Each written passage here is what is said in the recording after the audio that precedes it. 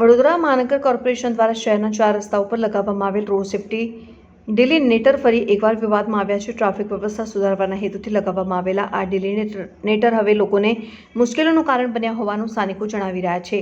વડોદરા શહેરમાં ઠેર ઠેર 4 રસ્તા ઉપર મહાનગર કોર્પોરેશન દ્વારા રોડ સેફ્ટી ડિલિનેટર લગાવવામાં આવ્યા છે, પરંતુ જાણે આંખ બંધ કરીને આ ડિલિનેટર લગાવવામાં આવ્યા હોય તેવા દ્રશ્યો સર્જાયા છે. શહેર પહેલેથી જ ભ્રષ્ટાચારના આક્ષેપોના ચર્ચામાં છે, ત્યારે ફરી એકવાર ડિલિનેટર લગાવવાની કામગીરીને અનેક પ્રશ્નો ઊભા કર્યા છે. ખાસ કરીને સોમા તળાવ 4 રસ્તા પર લગાવવામાં આવેલા ડિલિનેટર લોકોને ગૂંચવણમાં મૂકે છે અને કોઈ પણ વાહન ચાલકને સ્પષ્ટતા નથી કે કયા માર્ગેથી પસાર થવું. બીજી બાજુ ડભોઈ, બોડેલી અને છોટાઉદેપુર તરફ જતા ખાનગી પેસેન્જર વાહનો સોમા તળાવ 4 રસ્તા પર અડીંગો જમાવીને ઊભા રહે છે.